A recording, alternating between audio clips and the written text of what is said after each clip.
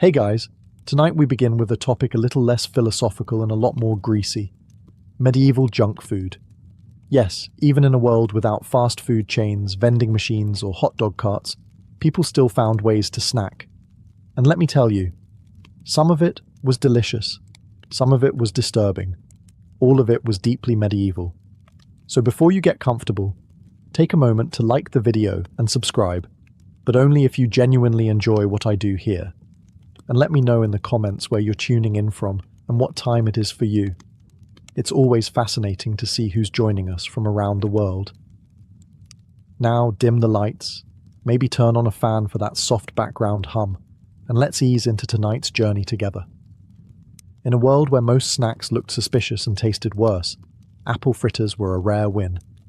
Sweet, hot, and slightly dangerous, just like every good medieval decision. These golden little pucks were the closest thing to a medieval donut, minus the frosting and food safety standards. So what exactly went into a fritter back then? Apples, obviously, but not the shiny, polished supermarket kind. Think small, tart, knobbly things that grew behind the alehouse and may or may not have been stolen from a neighbour's tree. They were chopped up, tossed in a rough batter of flour, eggs, and sometimes ale, because water was always a gamble, and ale made everything feel slightly more cheerful. Then came the fry. Deep frying in the 1300s was a special kind of drama. The oil, usually pig fat, was reused until it could probably vote. It added flavour, which is a generous word for it, but the result was something hot, crispy, and oddly addictive. A fritter fresh out of the pan was a little piece of joy. Crispy edges, soft centre, and a faint risk of third-degree burns. If you were lucky, and rich, it might be dusted with imported sugar, a luxury that doubled as a social flex. For everyone else, a drizzle of honey or spiced syrup did the trick. Either way, it was sweet enough to distract you from the rest of your diet, which mostly involved cabbage pretending to be other things. Fritters were street food. You'd grab one at a fair, after church, or on market days when you needed a treat and didn't mind grease on your tunic. Kids loved them. Adults loved them. Birds tried to steal them. They were fun, fast, and just indulgent enough to make you forget about the pickled turnips waiting at home. And yes, sometimes they were overcooked, or the apples were more sour than sweet, or the batter was suspiciously chewy. But when they were good, they were really good. One bite in and suddenly you understood why people put up with medieval life. If apple fritters were the medieval version of a donut, then cheese curds were, well, sort of the medieval popcorn. Bite-sized, slightly squeaky, and wildly inconsistent. They weren't flashy. They didn't melt. They didn't stretch. In fact, they barely did anything at all. And that's what made them perfect. Let's be clear, medieval cheese wasn't aiming for Instagram glory. It was made fast, eaten faster, and expected to survive long journeys, questionable storage, and the occasional goat stepping on it. Cheese curds were essentially baby cheese. The early, fresh bits before the wheel hardened into something that could double as a building material. These little clumps of dairy joy were a byproduct of the cheese-making process. Farmers would separate milk into curds and whey using rennet, which sounds fancy until you realize it came from the stomach lining of a baby animal. But hey, it worked. The curds were pressed, lightly salted, and then that was it. Cheese curds. Sometimes they were soft, sometimes rubbery.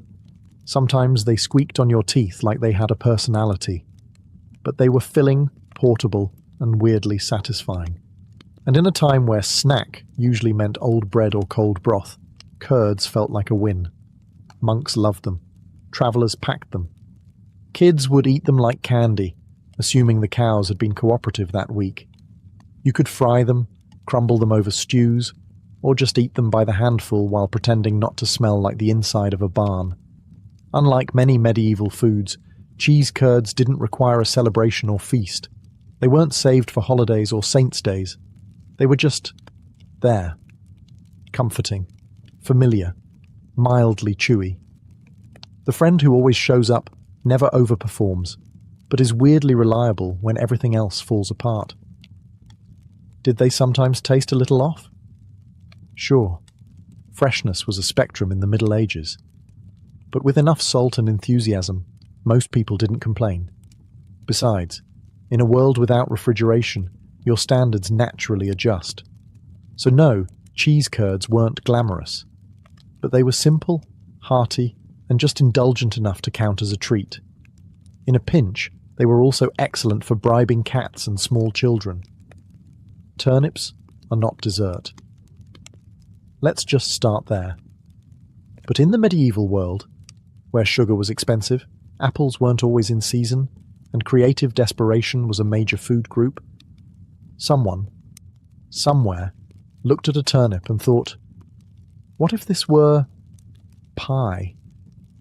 And so, the turnip pie was born. Now, to be fair, it wasn't always awful. Sometimes it was even kind of good. Think mashed turnips, hopefully tender, blended with a bit of egg, maybe some honey or dried fruit if the cook was feeling generous, then baked inside a sturdy crust made of flour, water, and ambition. The result? Surprisingly edible. At best, it was warm, a little sweet, and had that vaguely comforting root vegetable meats pudding vibe. At worst, it tasted like someone had mistaken livestock feed for a baking ingredient and just rolled with it. Turnip pies were popular for two main reasons. Turnips were cheap, and pie crust could hide a multitude of sins. Whether the turnips were overripe, undercooked, or suspiciously bitter, once you baked them into a pie and added a drizzle of honey, it became peasant cuisine with aspirations. Was it cheesecake? No. But it tried, and in medieval Europe, trying counted for a lot. You'd find these pies at fairs, feast tables, and in particularly enthusiastic monasteries where the monks had a little too much time and a lot of extra root vegetables. Some recipes added spices, nutmeg if the abbey was rich, pepper if the cook was chaotic. Occasionally, raisins made an appearance, which only confused people further. Nobles didn't eat turnip pie unless they were slumming it for fun or pretending to relate to the common folk for political reasons. But for everyone else, it was dessert. Sort of. More like an afterthought with pastry. And yet, despite its questionable logic, the turnip pie endured. People liked it. Or at least, they didn't dislike it enough to stop making it.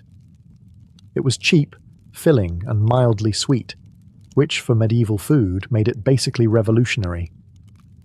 If the medieval world had a comfort food MVP, it was the meat pasty, a handheld pie stuffed with seasoned meat, tucked into a folded crust, and baked until it was golden brown or slightly scorched. Basically a medieval hot pocket, minus the microwave, and plus a genuine sense of danger. The beauty of the pasty was its portability. You could eat it on the road, in the fields, or while watching a public execution, whatever the day demanded. Wrapped in a thick pastry crust, it stayed warm for a while and protected the contents from dirt, rats, and the occasional peasant sneeze. But let's talk about that filling. Meat, in this case, was a flexible term. If you lived near a manor or a hunting estate, you might get pork, mutton, or venison, actual recognizable meat. If not, well, options expanded dramatically. Rabbit, pigeon, eel, hedgehog. Anything that once had legs, or slithered, could be diced, seasoned, and hidden inside pastry with plausible deniability. Spices were often used to enhance flavor, or, more realistically, to distract you from it. Pepper, sage, and garlic helped, but they couldn't completely hide the fact that the meat had been resting for a few days longer than it should have. Still, in a time when refrigeration was a fantasy and lunch was often just bread and onions, a meaty pasty felt indulgent. There were even vegetarian versions, filled with root vegetables, leeks, or cheese, for fasting days or the particularly devout. But make no mistake, the meat ones were the crowd pleasers. They were greasy, hot, and comforting. You didn't ask what was inside. You just ate it and hoped the cook had been in a good mood. And in case you're wondering, yes, People sometimes marked the crust with initials or symbols to claim ownership, especially among miners and labourers. In some places, the crust was extra thick along one edge, so it could be held with dirty hands and then tossed to the spirits, or, more realistically, to rats. So were they good? Often yes. Were they mysterious? Always. But that was part of the charm. You didn't eat a meat pasty to feel safe. You ate it because it tasted good, and you were ready to accept the consequences. In a world where brushing your teeth meant rinsing with wine and hoping for the best, candied fennel seeds were the closest thing medieval folks had to breathe mints. Tiny, sugary, and vaguely herbal, they were part treat, part digestive aid, and part dental hazard, all wrapped up in a single, oddly satisfying crunch. These little seeds were typically coated in a hard shell of sugar, which was no small feat in the Middle Ages. Sugar had to be imported, boiled, beaten, and poured by hand, meaning someone, somewhere, really believed in the potential of these tiny snacks. They were especially popular in noble households, where guests might be handed a small dish of them after dinner to freshen the mouth, and probably to distract from the mutton still clinging to their molars. Flavour-wise, fennel seeds had a strong, licorice-like bite. You either loved them or politely swallowed them whole and nodded in gratitude. The sugar coating helped, but there was always that unmistakable herbal kick, the kind of thing that makes you feel both fancy and slightly confused. Candied seeds also had a job to do: digestion. People believed fennel helped settle the stomach, especially after a heavy meal involving 3 types of bird and an alarming amount of mead. Think of them as the medieval version of chewing gum crossed with Tums, but with more potential to chip a tooth. And yes, they were hard.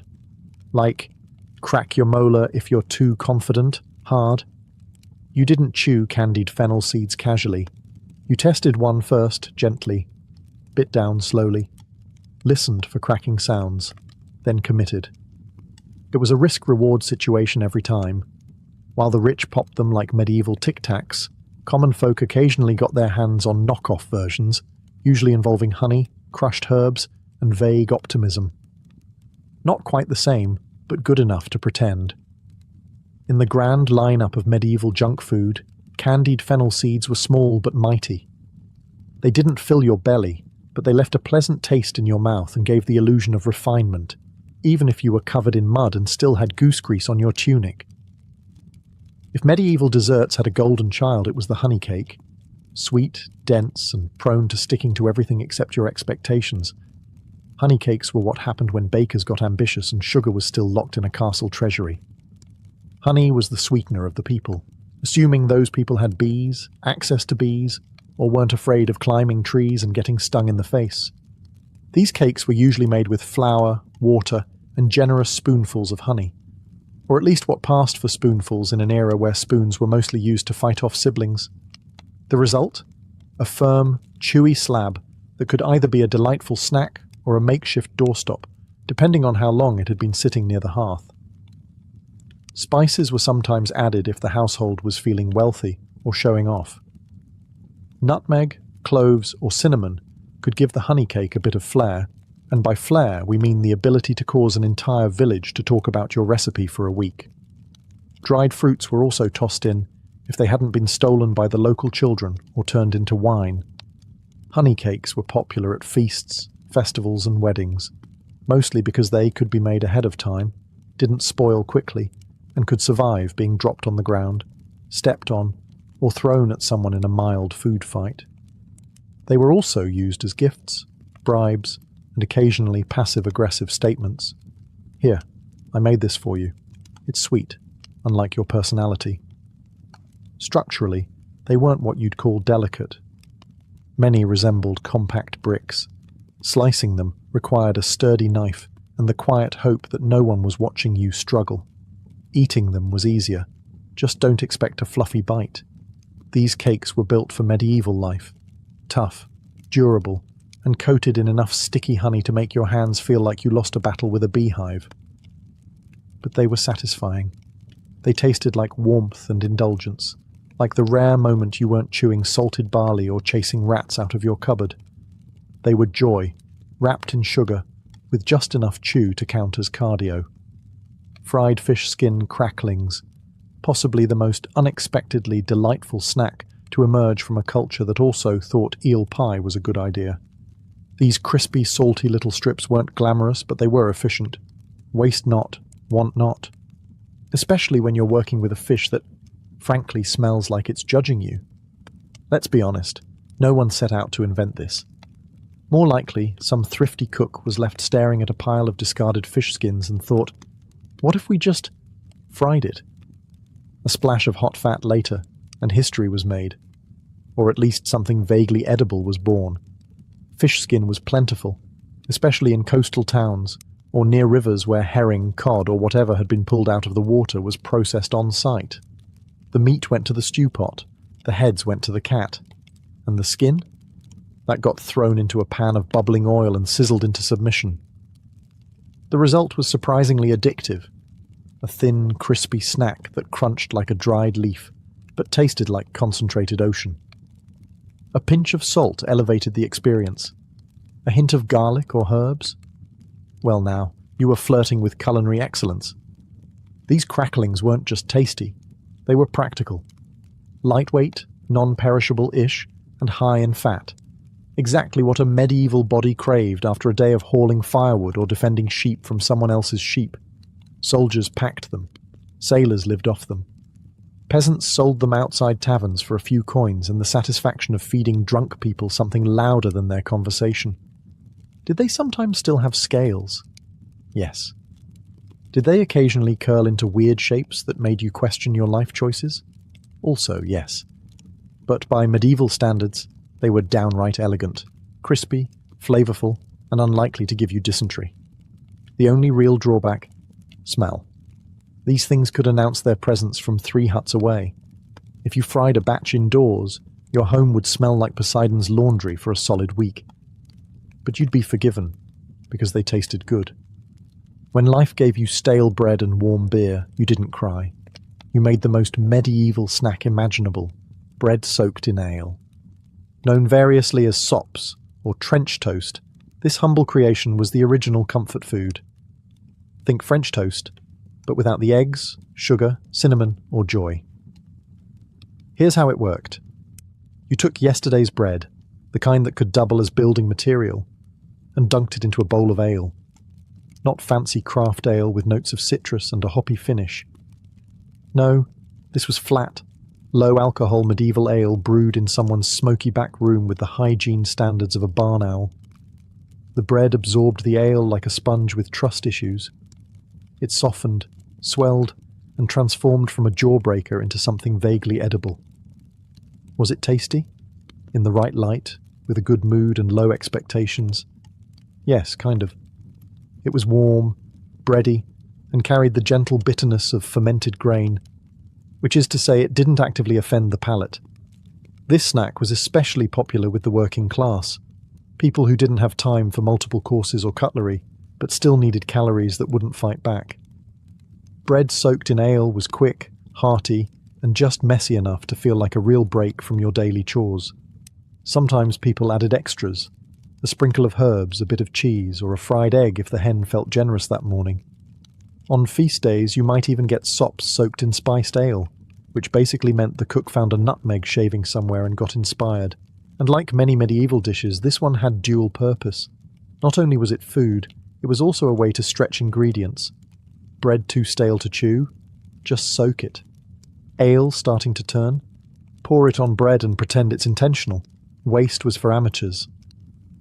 The only downside? It didn't travel well.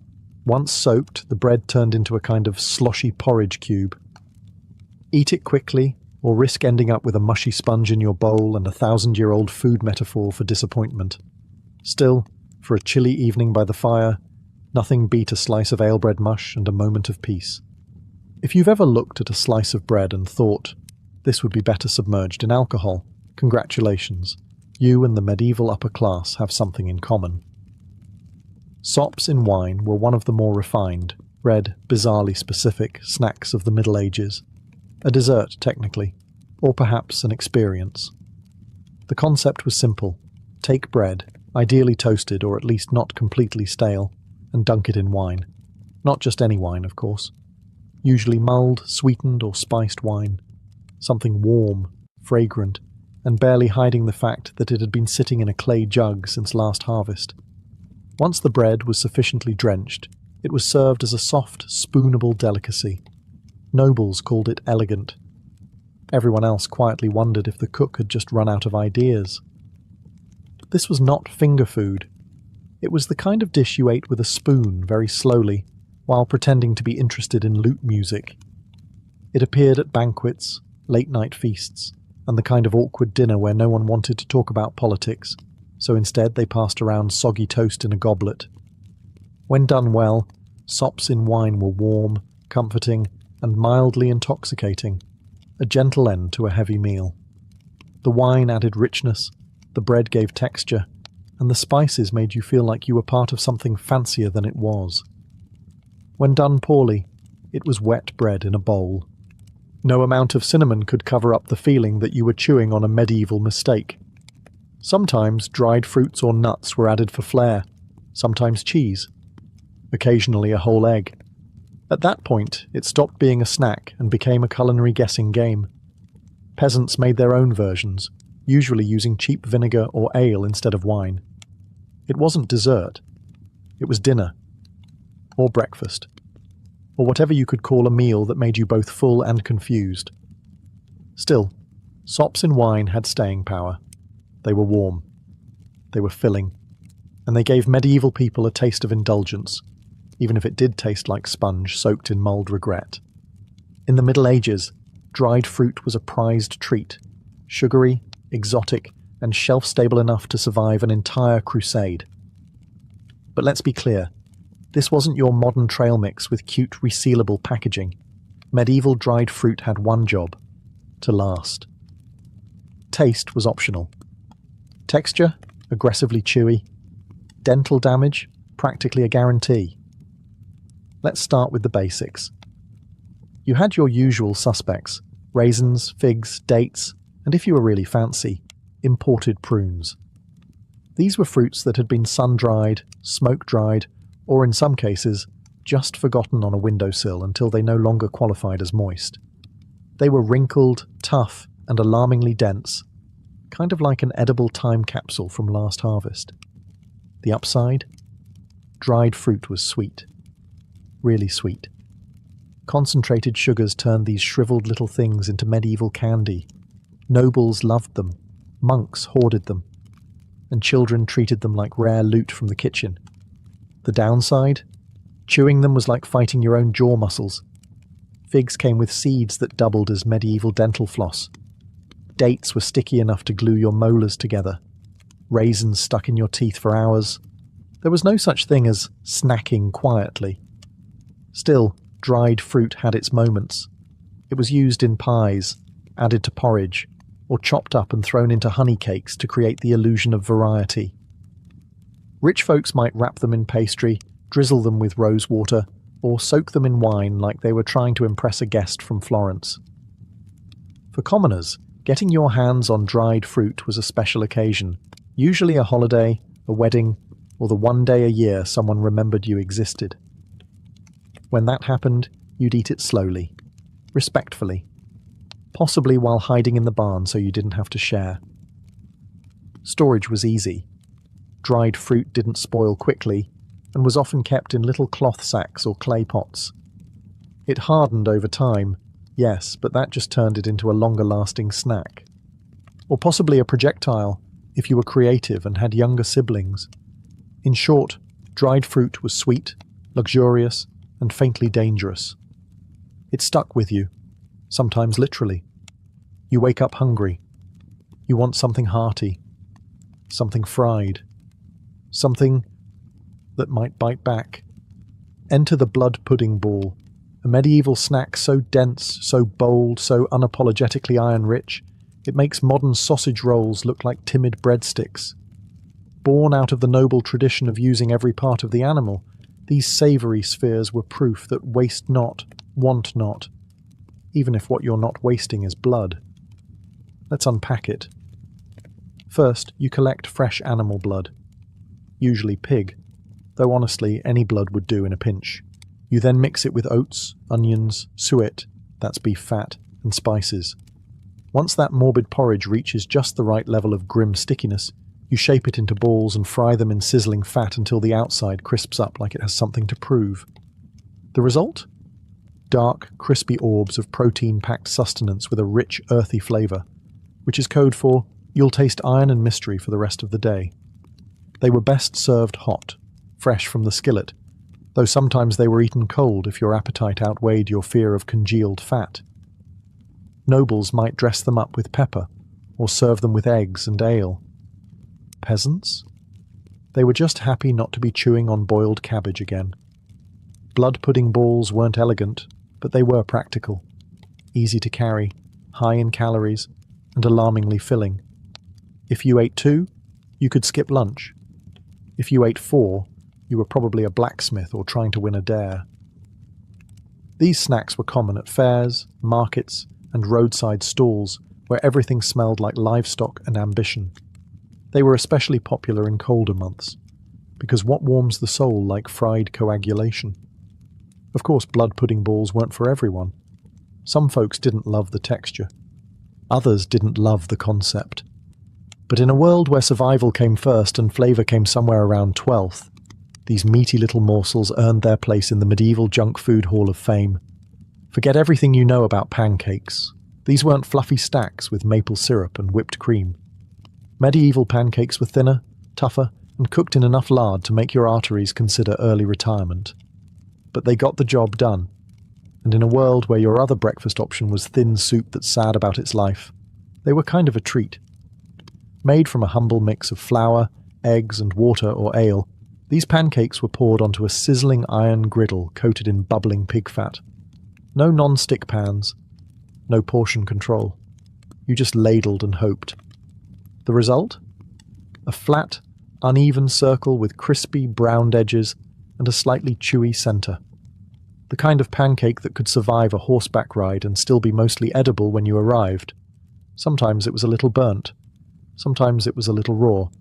Sometimes, charmingly, both. Flavour depended on what you had. A splash of ale added a nice tang. A spoonful of honey? Luxurious. A sprinkle of herbs or onions? Adventurous. But most of the time it was just pancake and grease, served hot and inhaled like you'd just run from a tax collector. These pancakes were democratic. Everyone ate them. Peasants, nobles, monks, merchants. Some layered them with cheese, some dunked them in broth, and others just rolled them up and called it a day.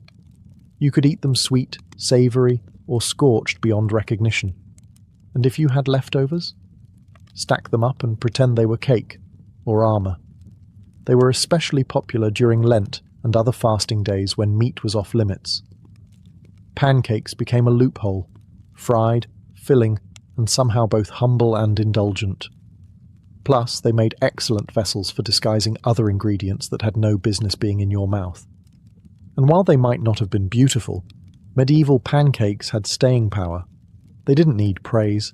They just needed a hot pan and a willing stomach. Somewhere between a snack and a sacrament, we find the medieval wafer, a thin, crisp, suspiciously light biscuit that danced the line between dessert and dental challenge. Wafers were everywhere, outside churches, at village fairs, in the hands of monks, and occasionally floating in your soup like a flat, holy crouton. Let's clarify. We're not talking about chocolate-dipped cream-filled delights. Medieval wafers were made of flour, water, eggs, and not much else. If you were feeling fancy, you could add a dash of honey or rose water, but most stuck with the basics. Thin batter poured onto hot metal wafer irons, pressed between two scorching plates, like a medieval panini press. The result? Something that looked like it belonged in a communion ceremony, and tasted like crispy paper with ambitions. Wafers were popular because they were portable, fast to make, and, best of all, they could be sold in massive quantities for a tidy profit. Vendors would set up outside churches on feast days, waving stacks of warm wafers at the faithful as they left Mass. Buy now, sin later was not the slogan. but it was the general vibe. They were often shaped with religious symbols, floral patterns, or the vague imprint of a saint's face, depending on the iron mould and how tired the baker was. These designs didn't enhance the flavour, but they did give you something to stare at, while chewing thoughtfully and pretending you weren't disappointed. Structurally, wafers were delicate. They cracked if you looked at them wrong, and shattered if you tried to break them cleanly. Storing them was a challenge, transporting them even more so, which made eating them outdoors a high-stakes affair involving crumbs, wind, and regret. Still, they were beloved. Light, crispy, and vaguely celebratory, wafers were the medieval version of treating yourself, without completely wrecking your digestion or your wallet. For nobles, they came stacked with fruit or layered with soft cheese. For everyone else, they were sold by the dozen in street stalls and eaten immediately before they disintegrated into edible confetti. Suck it. Even the name sounds sticky. This medieval treat was essentially fruit that had been boiled into submission, drowned in syrup, and sealed in a jar like a sweet little hostage. Think candied oranges, dates, or ginger, coated in enough sugar to make your teeth tingle and your conscience whisper, "You shouldn't be eating this." But you did, because it was delicious, and probably imported, and also you didn't have much else. Suck it wasn't for the everyday peasant chewing his 7th onion of the week. No, this was elite-tier snacking, the kind of indulgence served in noble halls or gifted by the wealthy to say, "I like you but not enough to give you land." Sugar was expensive and fruits weren't always in season, so suck it was reserved for special occasions, like weddings, or royal visits, or Wednesday, if you were outrageously rich and out of control. The preparation process was ambitious. First, you'd boil the fruit in syrup, maybe honey, maybe refined sugar if your spice merchant owed you a favour. Then you'd drain it, let it dry a bit, and repeat, several times. Because once wasn't enough. You weren't just preserving fruit, you were declaring war on moisture itself. Eventually, the result was a glossy, jewel-toned bite of candy, chewy, intense, and so sweet it could probably be weaponized in large enough doses. Some versions were soft and syrupy, served in ornate glass jars. Others were dry, rolled in extra sugar, and handed out as dainty little cubes of medieval hyperglycemia. But make no mistake, suck it came with status. It said you had access to sugar, trade routes, and at least one servant dedicated solely to stirring things that didn't want to be stirred. Suck-it trays were passed around after banquets like edible gold coins. Guests took one piece, smiled graciously, and immediately regretted not grabbing 3. As for commoners, they watched from the kitchen and maybe licked a spoon if no one was looking. So was it worth it? Honestly, yes. Suck-it was one of the few medieval snacks that genuinely felt like dessert. It was rich, refined, and just extravagant enough to make up for the fact that dinner had included boiled something. Ah, fried eel, the grand finale of medieval junk food. A dish so strangely beloved, it made its way from peasant hearths to royal banquets without once stopping to ask, "Wait, am I really the best option here?" Yes. Yes, it was. Eel was everywhere in medieval Europe. Rivers and streams practically writhed with them, and they were easy to catch, cheap to cook, and, when fried, surprisingly crispy. Slippery when raw, bonier than expected, and shaped like the villain in a fish-themed horror story, eel was still eaten by the bucket load. Why? Because it was tasty. And more importantly, it wasn't turnips. To prepare it, you'd first have to catch the eel, usually at night, when they slithered through shallow waters like sentient noodles. Then came the unpleasant task of skinning them, which was less like prepping a fish and more like wrestling a wet rope that didn't want to die. Once subdued, the eels were chopped, seasoned, if you were feeling bold, and tossed into hot fat until the skin crisped up and the meat firmed into something vaguely appealing. The finished product? A crunchy, savoury bite with a rich, slightly oily flavour, like if calamari and chicken had an identity crisis in a tavern kitchen.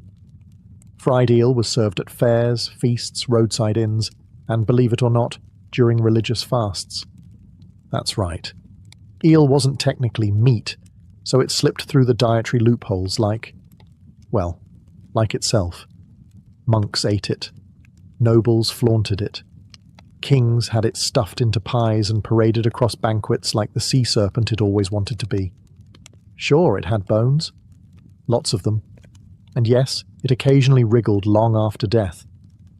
But if you could get past that, and the haunting feeling that you were eating a villain from a cautionary folktale, fried eel was genuinely delicious. Crispy skin, tender inside, and just greasy enough to make you feel like you were living a little too dangerously for a Wednesday afternoon. Today, it might seem bizarre. Back then, it was a delicacy, a slippery little miracle that kept bellies full and menus weird. In the ancient world, Mesopotamia stood at the crossroads of mystery and mythology, and nowhere was this more evident than in how they viewed dreams. To the Sumerians, Akkadians, Assyrians, and Babylonians, a dream wasn't just a private, meaningless experience. It was a divine telegram, a supernatural email sent directly from the gods to the subconscious, and ignoring it? That was like leaving a message from Enlil unread. Dangerous. By around 2500 BCE, Mesopotamians had developed a full-blown system of dream interpretation, recorded on clay tablets in cuneiform script. These weren't bedtime novelties. They were used in statecraft, medicine, and religious rituals. Kings would delay wars if a troubling dream suggested bad omens. Farmers wouldn't plant crops if they saw a goat fly across the sky in their sleep. The world, they believed, was constantly speaking. It was your job to listen with your eyes closed. Professional dream interpreters, called Baru priests, were the ancient equivalent of Freudian analysts, minus the couch. They were trained in libraries of omen texts, like the Ishkar Zakuk, an elaborate dream manual that categorized dreams and their meanings in sometimes absurd but eerily precise ways. Dreaming of eating dates? Good omen. Dreaming of your teeth falling out? Expect death in the family. Dreaming of sex with a goddess? Well, congrats. You're either divinely favored or cursed with arrogance.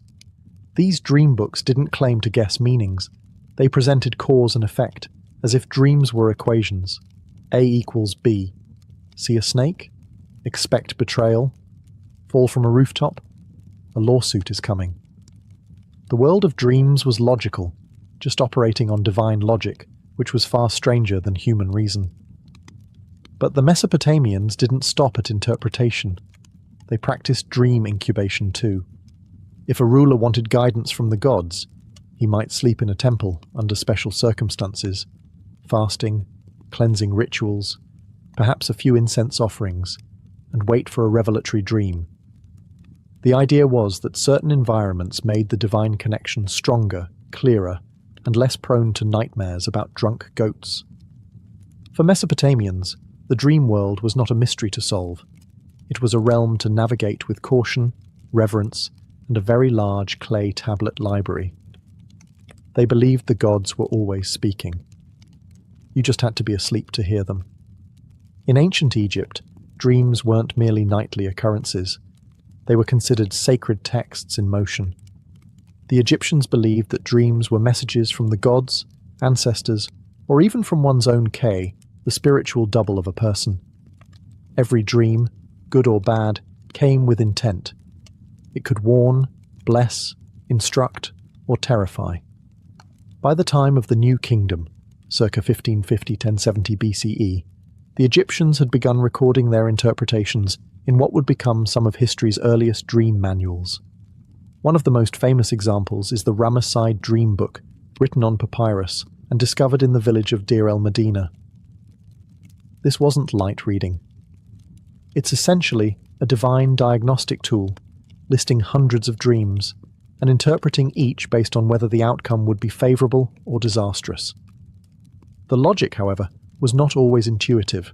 For example, if a man sees himself eating crocodile flesh in a dream, it means he will become a high official. Strange, yes. But in Egyptian cosmology, the crocodile was tied to the god Sobek, who embodied strength and power. Eating crocodile meant absorbing divine traits.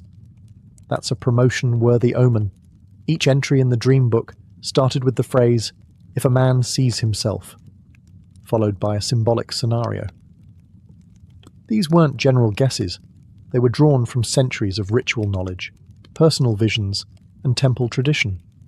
And the interpretations were often binary, marked as good or bad in red and black ink.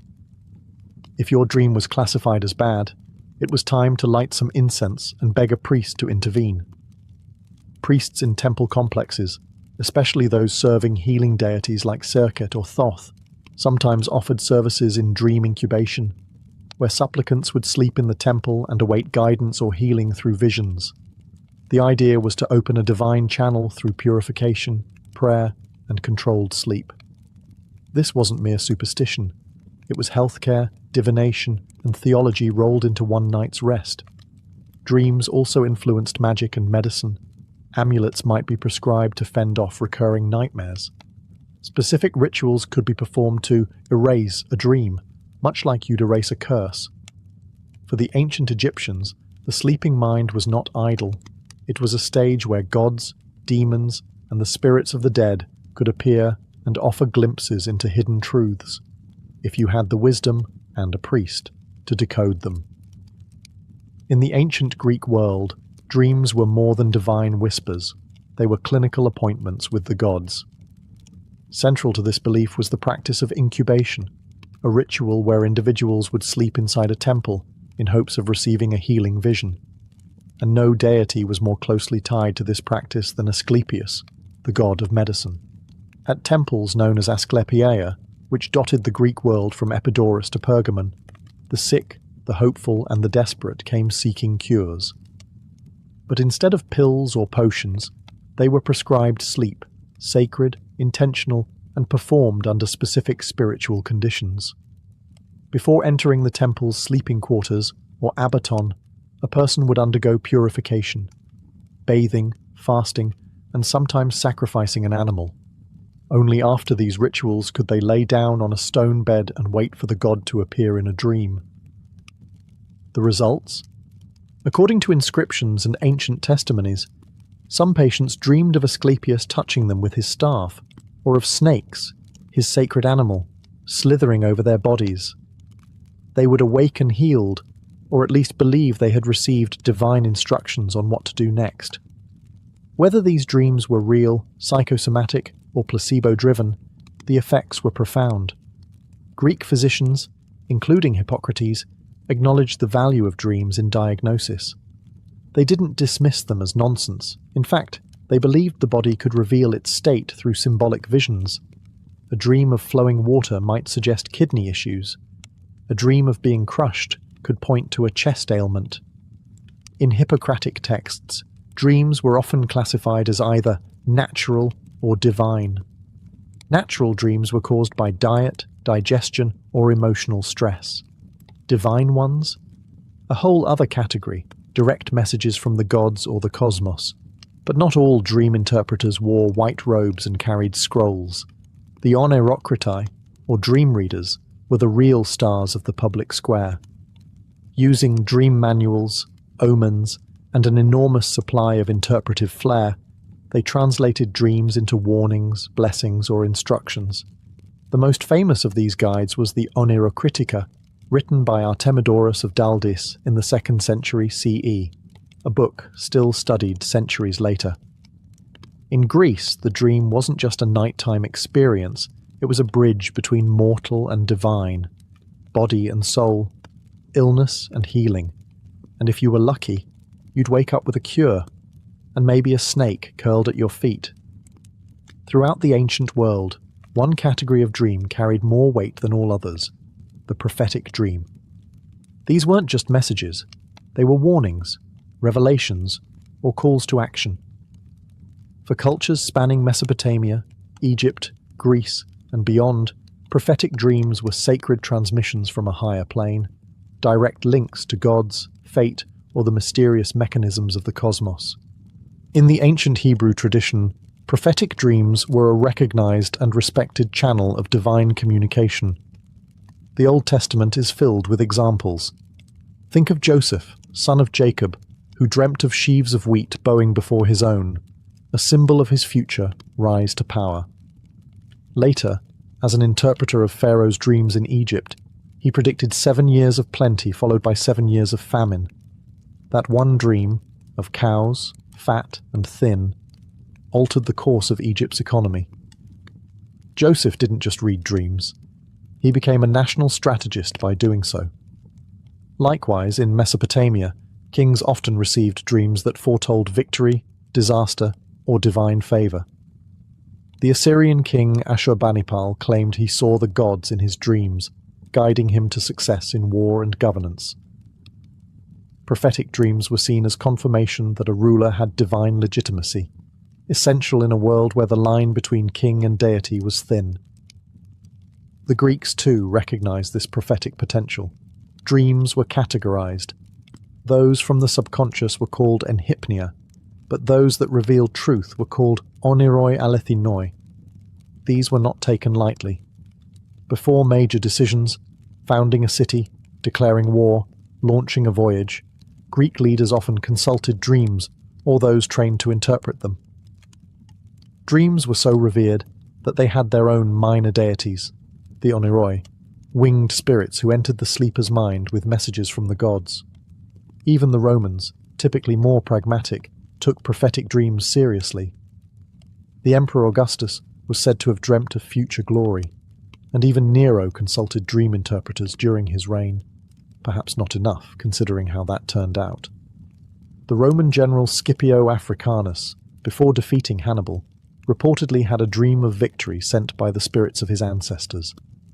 In ancient societies, prophetic dreams weren't side notes. They were tools of power, instruments of policy, and evidence of divine selection. The fate of nations, the health of empires, and the rise of legends often began with something as simple as a whispered vision in the dark. While Greek Asclepian temples are the most famous, ancient dream incubation was not exclusive to Greece. In Anatolia, modern-day Turkey, dream healing thrived in a rich blend of Hittite, Phrygian, and later Greco-Roman traditions, with temples and sacred sites dedicated to facilitating contact with divine forces through sleep.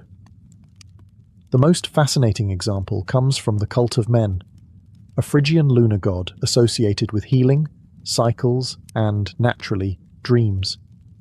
His temples often sat on hills, facing the night sky, as if positioned to catch lunar messages beamed down into the dreams of supplicants.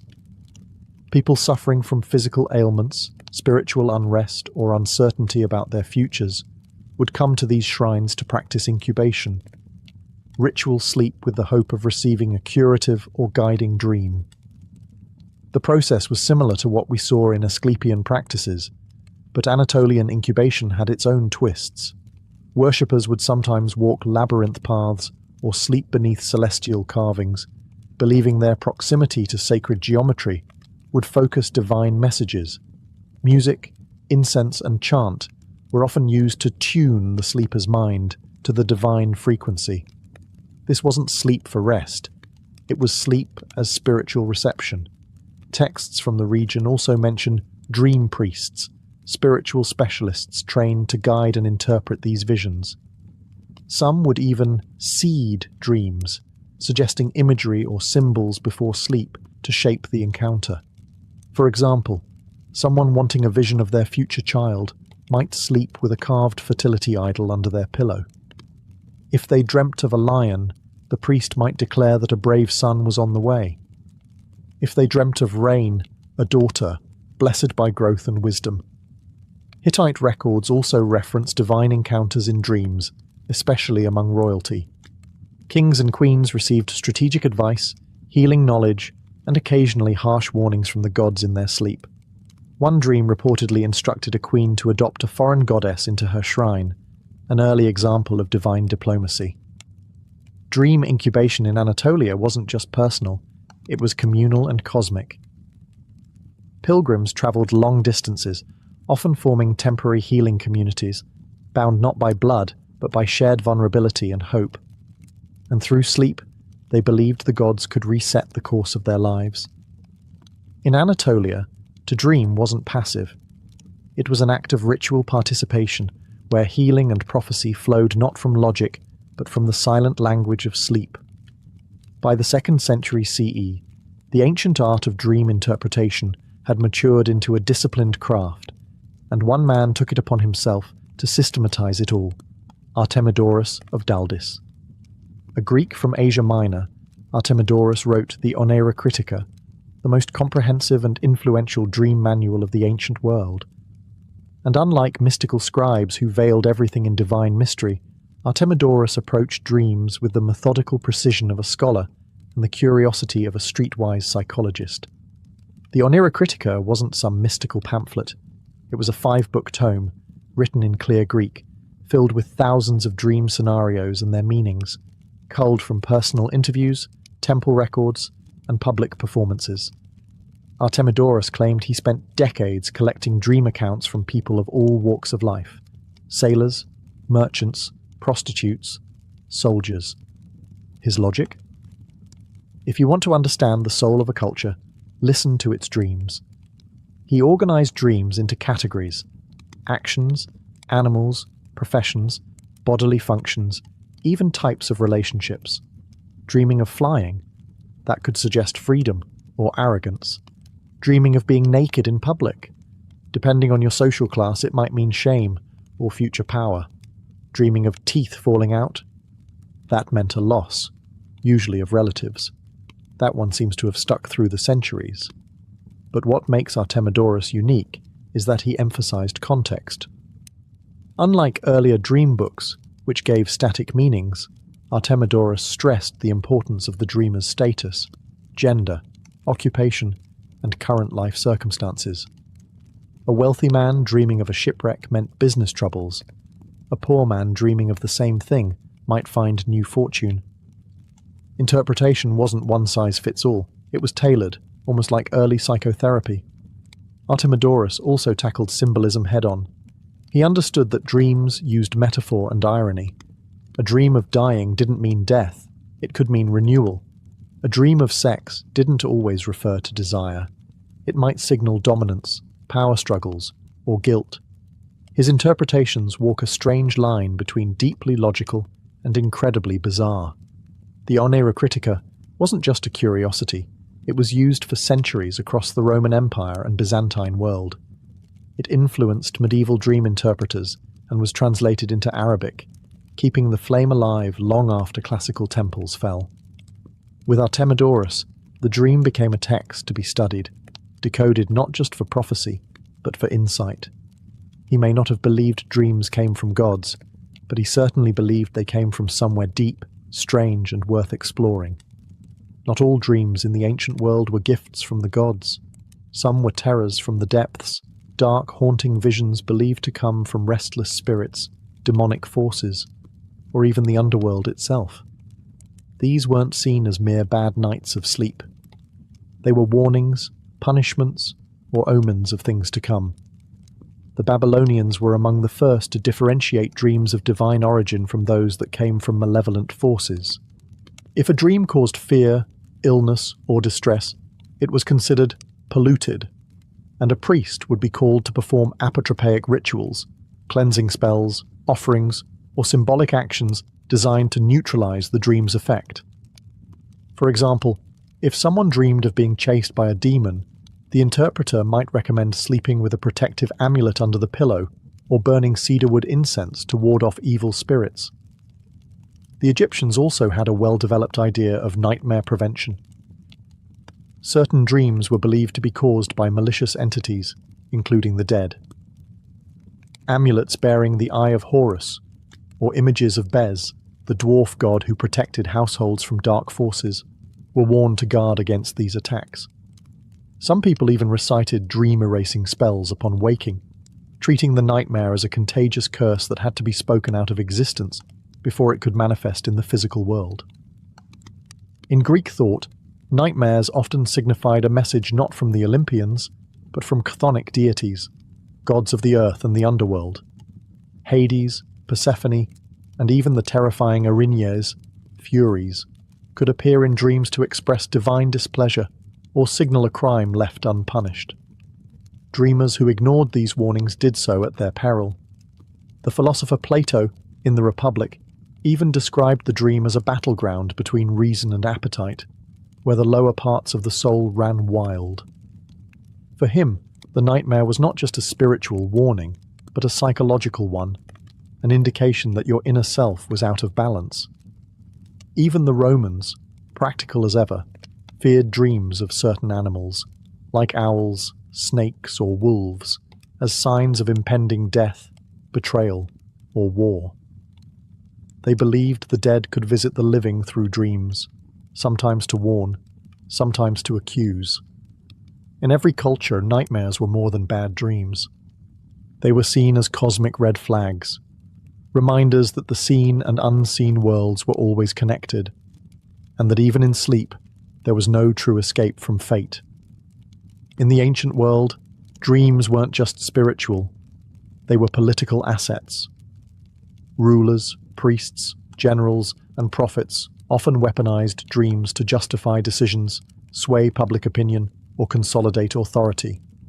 When the gods spoke in sleep, those in power were quick to say, "They spoke to me." Take Alexander the Great, for instance. Before he conquered Egypt, he reportedly dreamed of the god Ammon welcoming him as a son. Upon arrival at the Siwa oasis, the local oracle confirmed the dream, declaring Alexander a divine offspring. Was the dream real? Was it staged? It didn't matter. The message solidified his rule and painted him as more than mortal, a living god in the eyes of his troops and subjects. Dreams were especially useful during political transitions or uncertain times. In ancient Rome, Augustus claimed to have dreamed of a great victory at Actium, which he won against Mark Antony and Cleopatra. Afterward, this dream was immortalized in literature and coins, turning it into a sacred narrative. Later emperors followed suit. If the gods supported your dream, who dared oppose your actions? Priests and oracles often played into this. Dream interpretation became a theological tool, especially when it aligned with the interests of a ruler or temple elite. Suppose a rebellious governor dreamt of disaster. The priest might interpret it as divine punishment for challenging imperial authority. On the flip side, dreams of fruitfulness and victory, interpreted correctly, could embolden leaders to begin campaigns, raise taxes, or enact reforms. This wasn't limited to men. Queen Hatshepsut of Egypt claimed in temple inscriptions that her birth was foretold in a dream by the god Amun, who appeared to her mother and prophesied divine rulership. By framing her reign as destined in dreams, she strengthened her legitimacy in a male-dominated throne. Prophets in the Hebrew Bible also used dreams to challenge kings. Daniel, for instance, interpreted Nebuchadnezzar's dream of a great statue, forecasting the rise and fall of empires. It wasn't just dream reading, it was geopolitics wrapped in allegory. In every civilization, dreams allowed leaders to say, "This is not just my will, it is the will of heaven." Whether divine revelation or calculated propaganda, dreams were a powerful currency, turning the subconscious into statecraft, one vision at a time. Though the ancient temples have crumbled and the priests of dream now sleep beneath layers of dust, the legacy of ancient dream interpretation lives on, whispering through time, science, and psychology. Much of what we believe today about dreams, our fascination with symbolism, recurring motifs, even nightmares, has roots in ancient frameworks that tried to make sense of the sleeping mind. The medieval world inherited these traditions wholesale. Islamic scholars translated the Oneirocritica of Artemidorus into Arabic, refining and expanding on it. In Islamic mysticism, dreams became deeply respected as means of divine guidance. Meanwhile, Christian monks and theologians began cataloguing dreams of saints and martyrs, visions that often predicted future miracles or divine justice. The same structure remained: sleep as a portal to the sacred, dreams as veiled messages, and interpreters as the bridge between human and divine. Fast forward to the 19th and 20th centuries, And we meet Sigmund Freud, who, despite rejecting religious interpretations, borrowed heavily from the symbolic structure pioneered millennia before. In The Interpretation of Dreams, 1899, Freud argued that dreams expressed repressed desires and fears, but he still used ancient tools: metaphor, symbol, narrative. His protege, Carl Jung, went further, describing the dream world as populated by archetypes, universal figures like the shadow, the hero, and the wise old man, eerily similar to figures one might find in a Greek temple or Babylonian omen list. Even modern neuroscience, while stripping dreams of their mysticism, still respects their complexity. REM sleep, lucid dreaming, and the influence of trauma or memory on dream content. These ideas echo ancient notions that dreams reflect both the health of the body and the state of the soul. Pop culture, too, carries on the torch. From film and literature to tarot and New Age spirituality, dreams remain a source of fascination. Whether it's a horror film based on sleep paralysis or a dream journal app promising self-discovery, the ancient idea still pulses beneath, that what we see in sleep matters.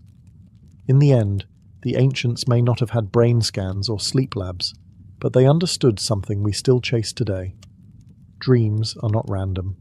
They are stories, signals, or shadows, whispered in the language of gods, ancestors, or ourselves. The question remains the same across time. What is your dream trying to tell you? In the mid-19th century, the United States was a country stretching at the seams. By 1860, California had been a state for a full decade, but it often felt more like a distant cousin than a sibling. The eastern half of the country buzzed with cities, telegraphs, and railroads, while the western frontier remained rugged, remote, and painfully disconnected. A letter from New York to San Francisco could take 3 to 4 weeks, sometimes longer if storms, delays, or bandits got in the way. And that's if it arrived at all. Mail routes at the time were as convoluted as they were inefficient.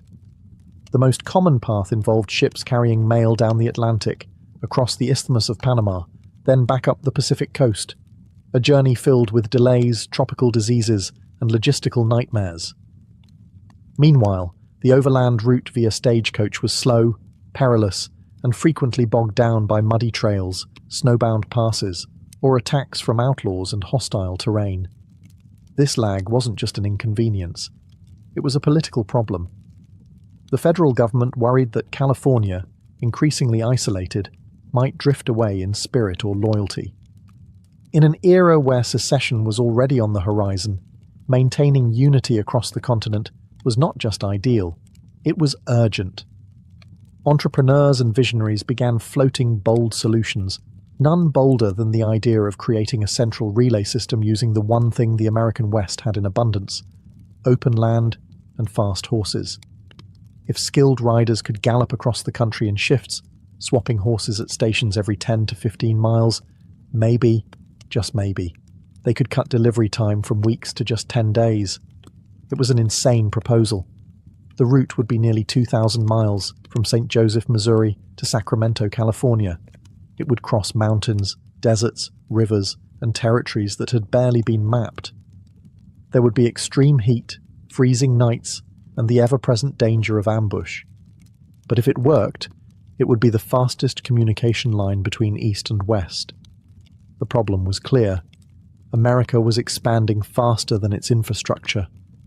And so, with a mix of desperation, ambition, and pure frontier daring, a solution galloped into history, one saddlebag at a time. The Pony Express was about to be born. The Pony Express didn't just materialize out of the dust. It was the brainchild of 3 ambitious businessmen from the freight and stagecoach firm Russell, Majors and Waddell. Based in Missouri, the trio, William H. Russell, Alexander Majors, and William B. Waddell, were already veterans in the overland shipping world. Their company was responsible for hauling freight and government supplies across the wild frontier. But in 1860, they set their sights on a far more radical goal: speeding up mail delivery to California in the shortest time possible. At the time, Russell in particular was feeling the pressure. His reputation was on the line due to financial scandals and failed ventures. He saw the Pony Express not just as a patriotic service, but as a personal redemption arc, a way to restore his name and gain favour with the government. If they could prove their relay system worked, they hoped to land a lucrative federal mail contract. Alexander Majors brought the logistics brain.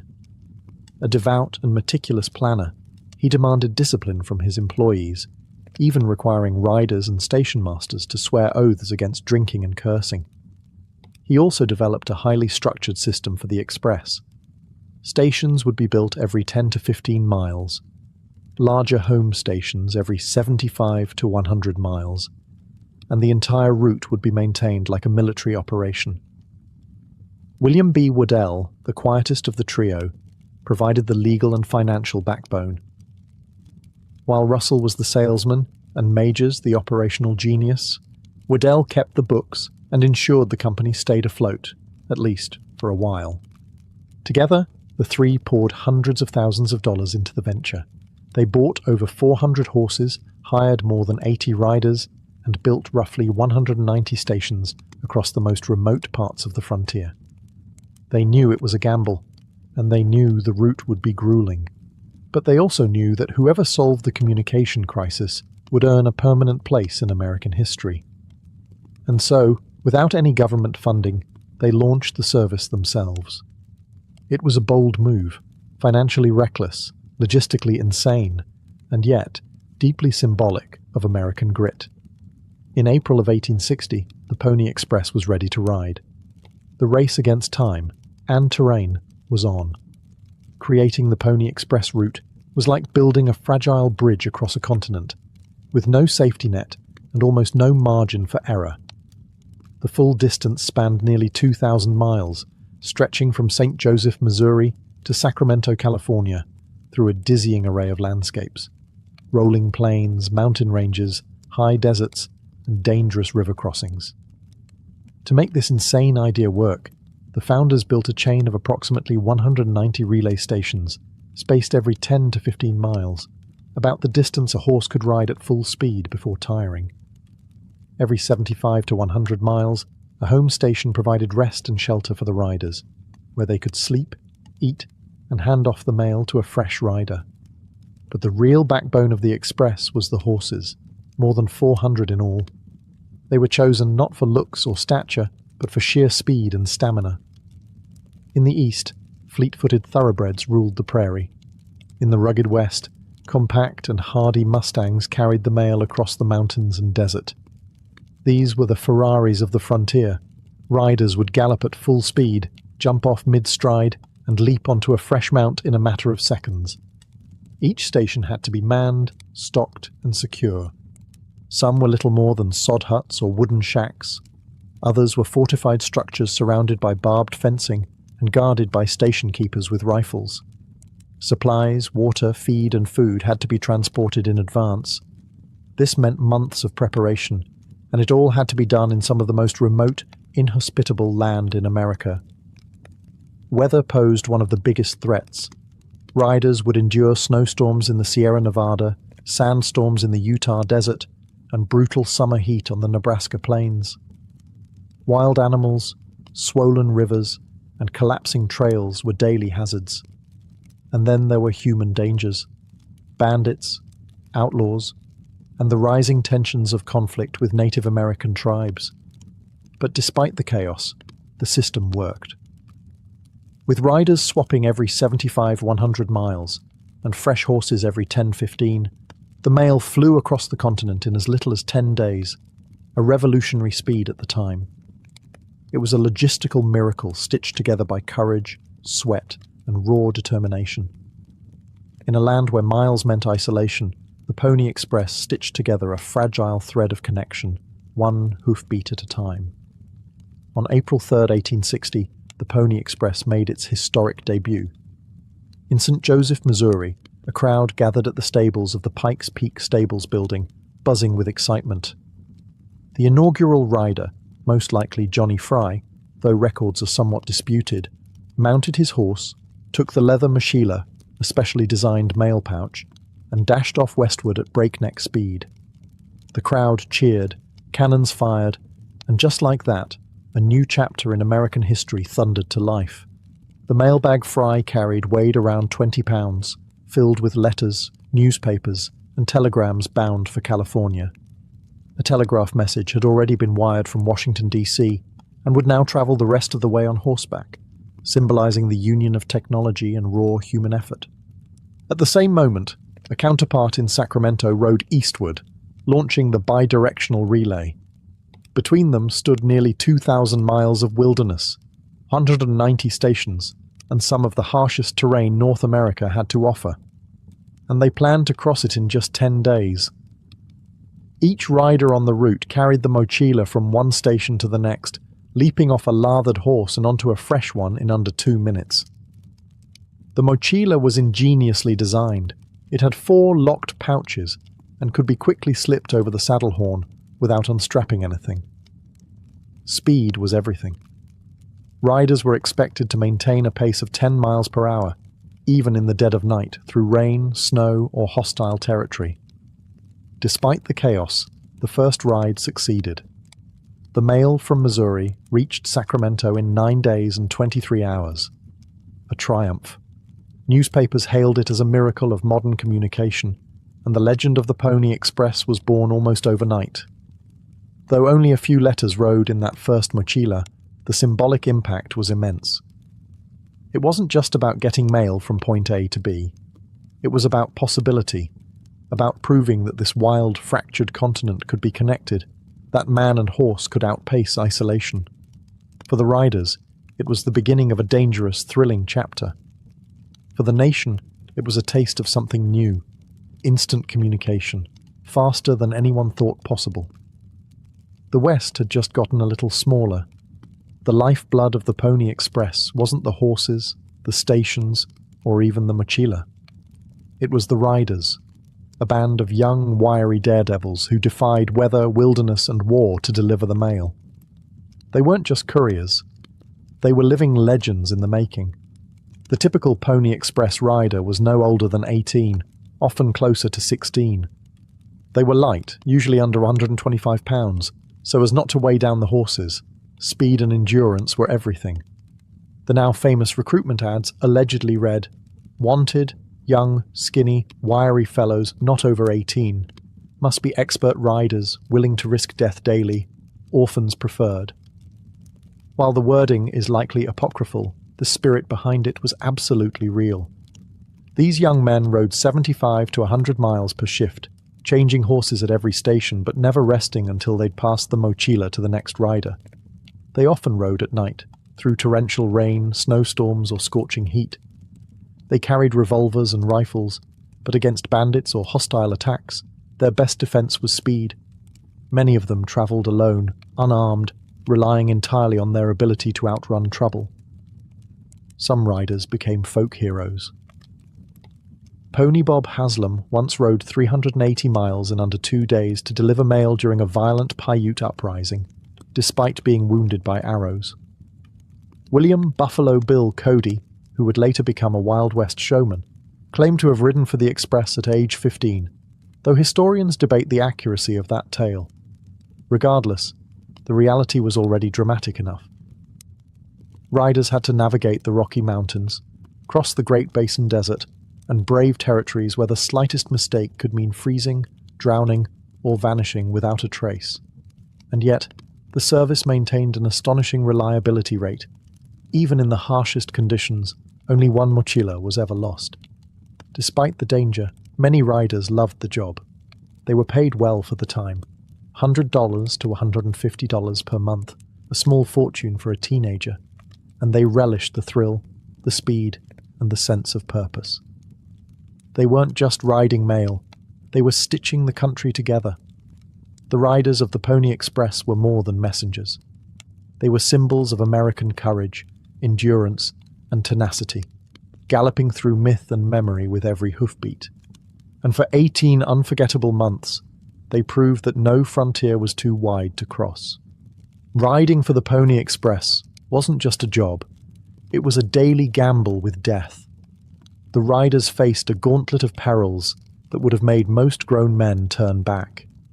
And yet, these mostly teenage boys pressed forward, through nature's wrath, armed enemies, and a land that often seemed determined to swallow them whole. One of the most persistent threats came from the environment itself. Riders braved blizzards in the Sierra Nevada, blistering heat across the Nevada desert, and sudden thunderstorms that could flood river crossings or turn dirt paths into impassable muck. Slipping off a horse in freezing conditions could mean hypothermia. One wrong move in a swollen river could end in drowning, and many came dangerously close. Then there were the animals. Packs of wolves sometimes chased riders at night, rattlesnakes coiled in trailside brush, and mountain lions stalked the high passes. But even more dangerous than wildlife were the bandits and bushwhackers who knew that a rider's mochila contained valuable letters, some even laced with gold dust or money orders. Though the riders carried revolvers, they were outnumbered, and stopping meant risking both life and mission. Tensions with Native American tribes also boiled over during the Pony Express's brief existence. The Paiute War in 1860, sparked by grievances over land, broken promises, and settler encroachment, led to several attacks on Pony Express stations. Riders were ambushed, station keepers were killed, and multiple stations were burned to the ground. The most famous episode occurred when Pony Bob Haslam galloped nearly 190 miles through hostile territory to carry the mail, suffering wounds from arrows, but completing his route regardless. Even isolation was a danger. Riders were alone, often for hours, with nothing but their horse, their weapon, and the looming dark. A broken leg, an injured horse, or a missed station could mean dying alone in the wilderness, never found. And yet, they rode. Despite all this, the system endured. Mail was delayed, but rarely lost. Riders were occasionally wounded, but they almost always made it through. In 18 months of operation, only a handful of men were killed on the job.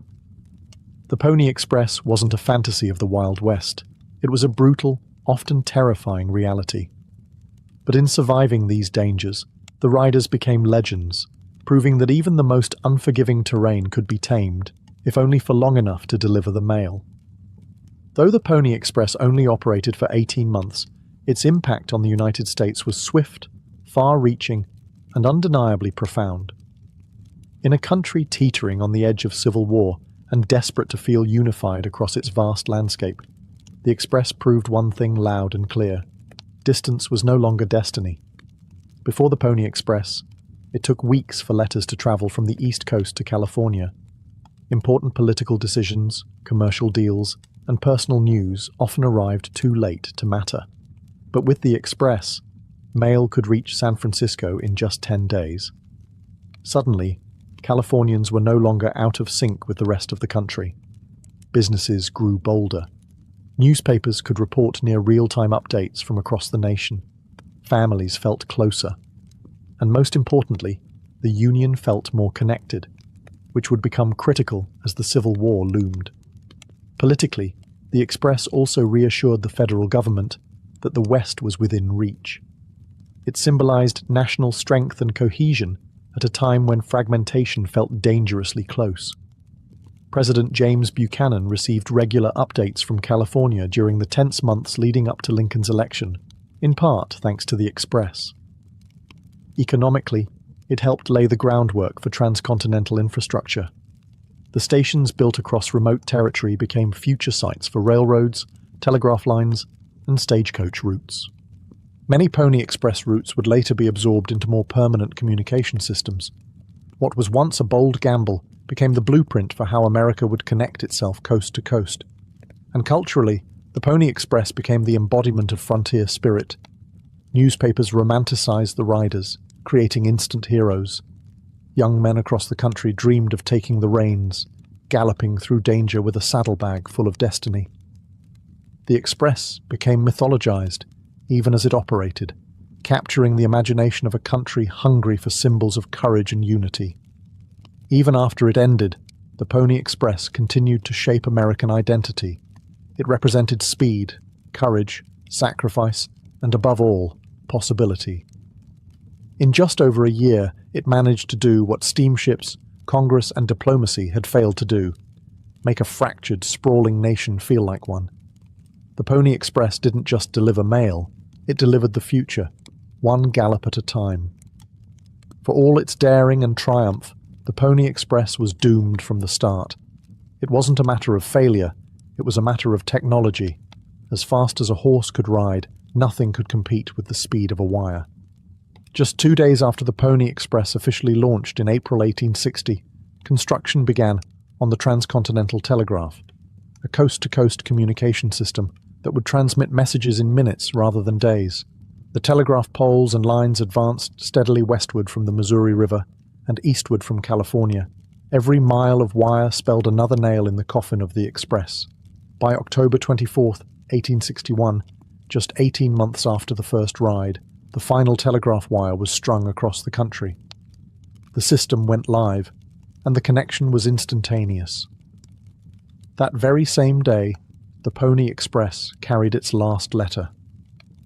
The silence of hoofbeats was replaced by the rhythmic click of Morse code. But even before the telegraph, the Pony Express was bleeding money. Despite its legendary performance, it was a commercial disaster. Russell, Majors and Waddell had poured more than $700,000 into the operation and barely recouped a fraction. With no federal subsidy and high operational costs, horses, riders, station upkeep, and supply logistics, the Express was never a sustainable business model. It was built as a proof of concept, a bold advertisement for a mail contract that never fully came through. Russell himself faced financial scandal, and the company began to collapse. By the time the telegraph was completed, the Express was already on its last legs, heroic, beloved, but completely obsolete. Yet the end came with little bitterness. The very goal the Pony Express set out to prove, that rapid coast-to-coast communication was possible, had been achieved. Riders turned to other frontier jobs, stations were repurposed or abandoned, and the nation turned its eyes to the future. The fall of the Pony Express was not a failure, it was a passing of the torch. The horse gave way to the wire, just as the wire would later yield to radio, satellites, and the internet. But for one brief, shining moment, America watched in awe as teenage boys and powerful horses conquered time and distance. In a world obsessed with speed, the Pony Express galloped into legend and left hoofprints no telegraph wire could ever erase. Though it lasted only 18 months, the Pony Express galloped straight into the mythology of the American West, becoming one of the most enduring and romanticized stories in the nation's history. In reality, it was a risky, short-lived business venture. But in the public imagination, it became something far greater, a symbol of heroism, speed, and the relentless frontier spirit. Hollywood, dime novels, and school textbooks transformed the Express into legend. The image of a lone rider silhouetted against the sunset, thundering across the prairie with a leather mail pouch and a six-shooter at his side, captured the nation's heart. This wasn't just nostalgia, it was national identity in motion. At a time when America was still defining itself, the Pony Express offered a story of bravery, sacrifice, and unity through hardship. Figures like Pony Bob Haslam and Buffalo Bill Cody became frontier celebrities. Cody, whether he rode for the Express or not, capitalized on the legend in his Wild West shows, cementing the image of the fearless teenage courier in the minds of millions across the world. The Express became shorthand for grit, daring, and everything Americans wanted to believe about their pioneer past. Monuments soon followed. Statues of galloping riders now stand in cities across the old trail, from St. Joseph to Sacramento. Highways and bike paths trace the original route. Reenactments, museum exhibits, and historical tours keep the memory alive.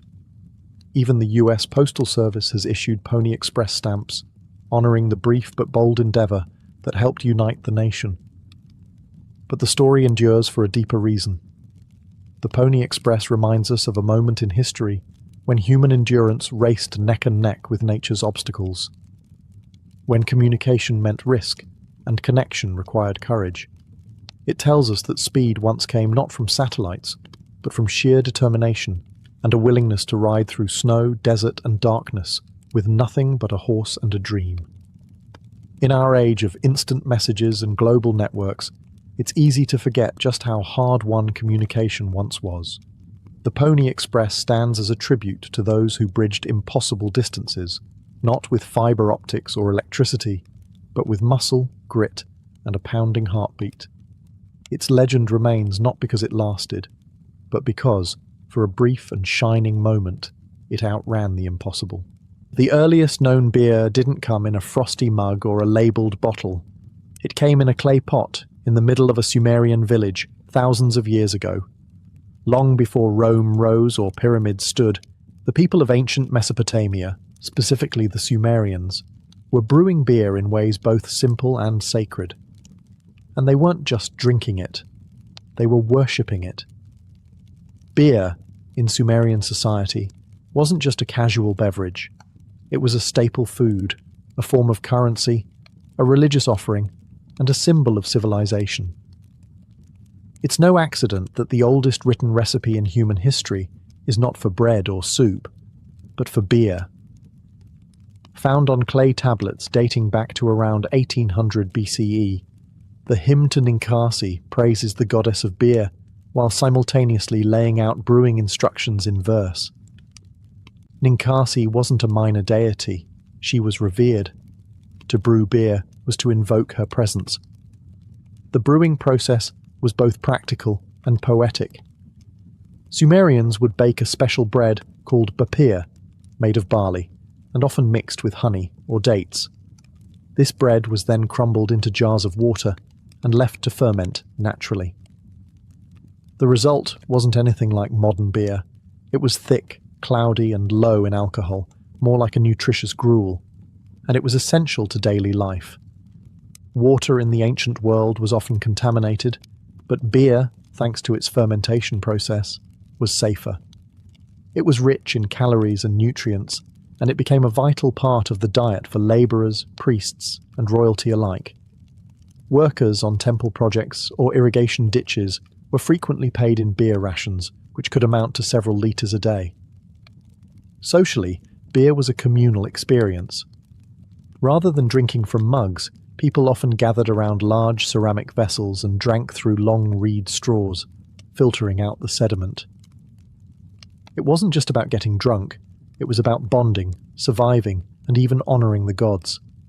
In many ways, beer helped define what it meant to be Sumerian.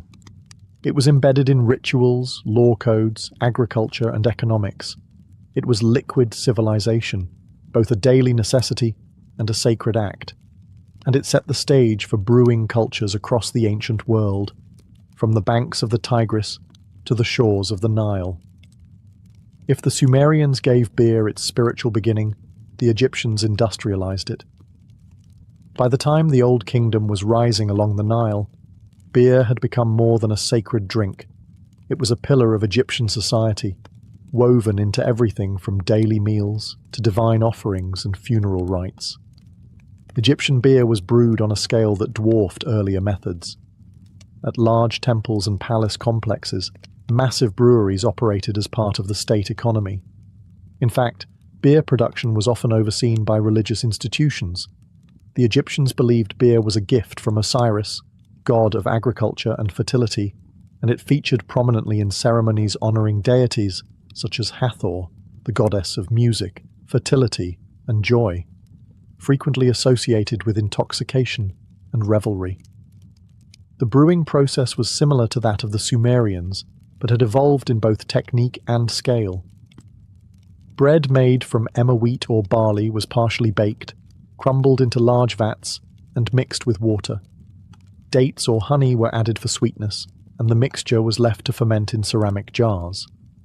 The resulting beverage was thick, unfiltered, and highly nutritious, sometimes consumed with a spoon rather than sipped. Beer wasn't just for the living. Tombs were stocked with jars of beer for the afterlife, alongside loaves of bread and meat.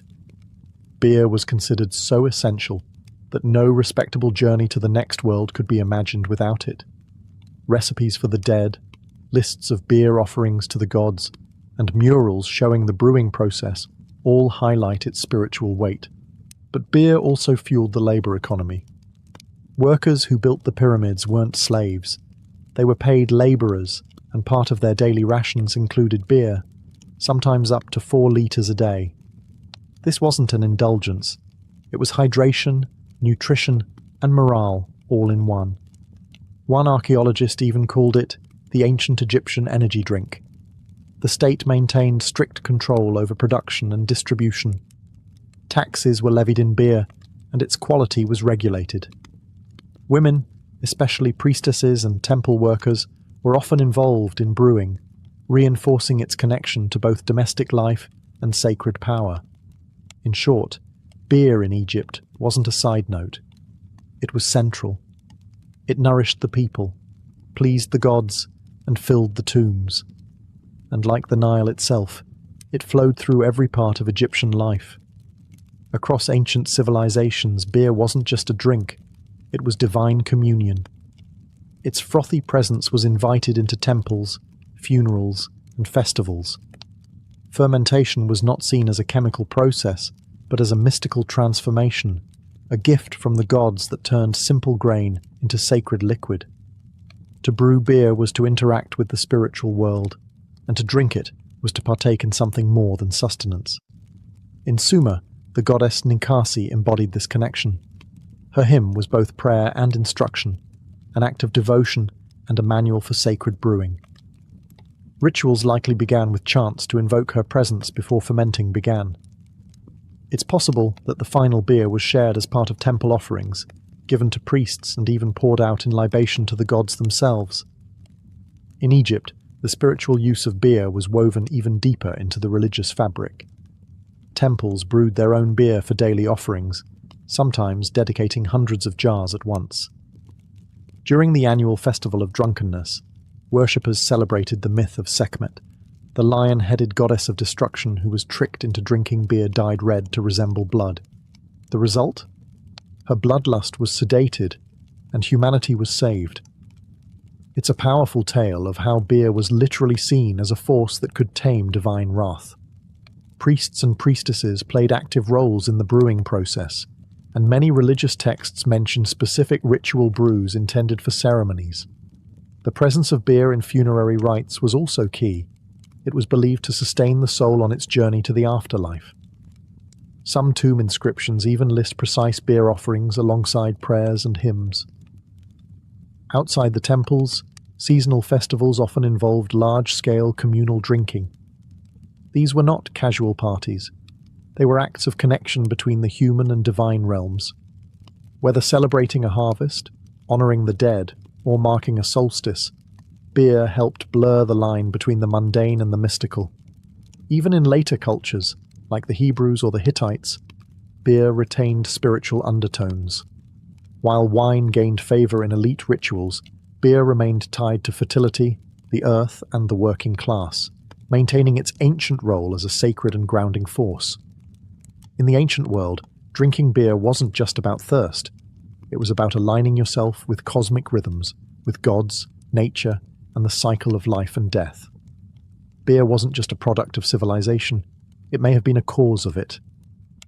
Some historians and archaeologists now argue that the desire to brew beer was one of the driving forces behind early agriculture and settlement. While grain was certainly grown for bread, the possibility that humans began cultivating cereals in part to make beer is gaining increasing scholarly support. If true, beer isn't just a byproduct of civilization, it's one of its founding pillars.